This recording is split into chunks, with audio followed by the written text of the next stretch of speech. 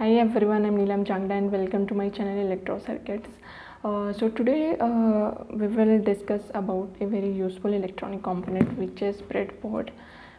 Breadboard का मैंने अपनी बेसिक सीरीज़ में भी बहुत अच्छे से एक्सप्लेन किया था, so you can watch that video also. इस वीडियो में हम थोड़ा सा ब्रीफ ब्रेडबोर्ड के बारे में डिस्कस करेंगे. उसके बाद हम एक्चुअल में डिस्कस करेंगे कि कंपोनेंट्स को इंसर्ट कैसे करते हैं ब्रेडबोर्ड में और प्रैक्टिकली सर्किट की वेरिफिकेशन कैसे करी जाती है.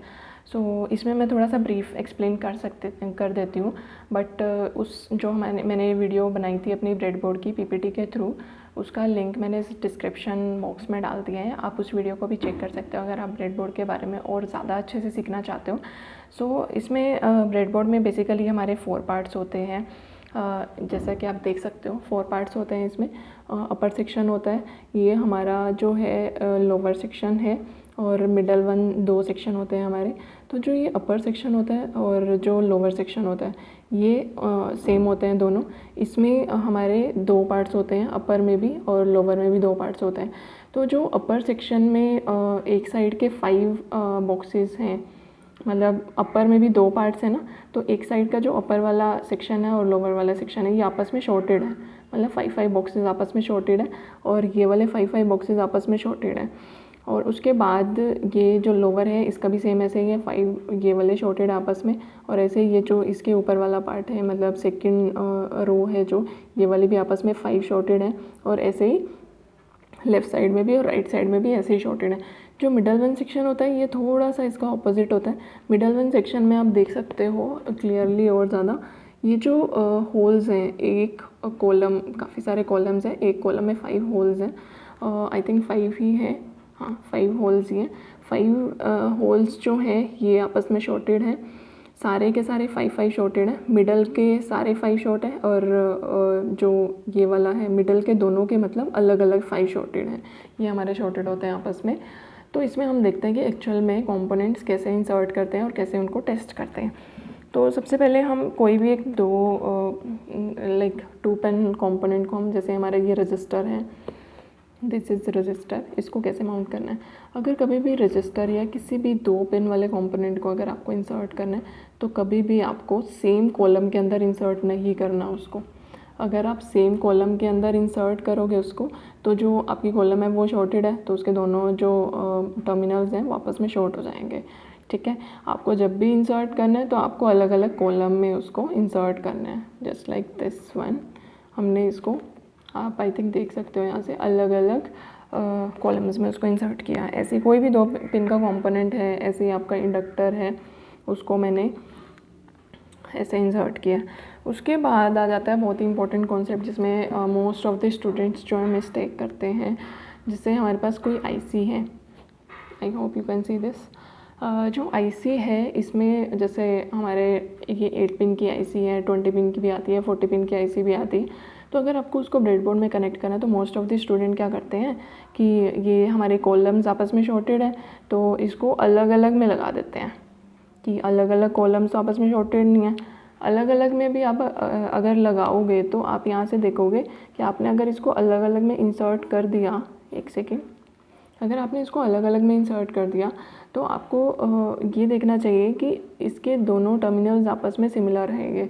अगर आपने इनको दोनों को इसमें इंसर्ट करा तो ये एक कॉलम में चले गए 2 पिन्स इसके, और वो कॉलम आपस में शॉर्टेड है, तो जैसे आप इसको पावर सप्लाई दोगे तो आपकी आईसी जो है वो डैमेज हो जाएगी.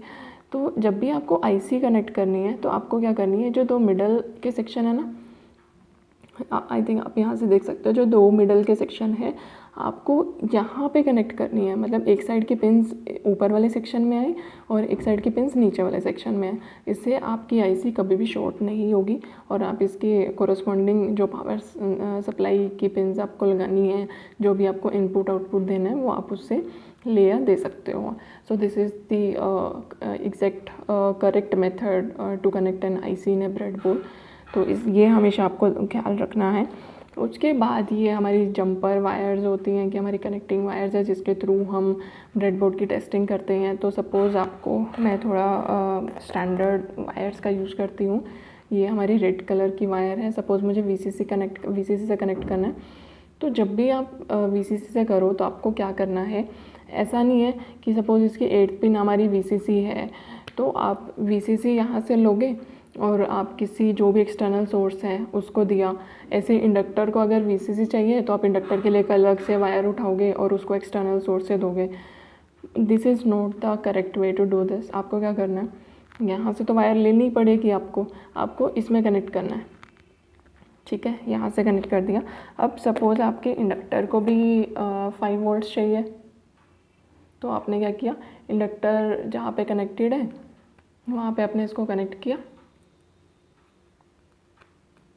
आपने, क्योंकि जैसा कि हमने अभी डिस्कस किया था कि ये वाले जो हैं लोअर वाले आपस में 5 बॉक्सेस जो हैं ये शॉर्टेड है और अपर वाले भी, तो हमने लोअर वाले में जो पावर सप्लाई वाला पार्ट है उसको कनेक्ट कर दिया। ये मैंने पावर सप्लाई वाला किया। उसके बाद सपोज़ IC को हमने ग्राउंड देना है तो मैंने क्या लिया, ब्लैक ले लिया। 4th पिन सपोज़ इसकी ग्राउंड है और मैंने इसको यहाँ पे कनेक्ट कर दिया, ठीक है।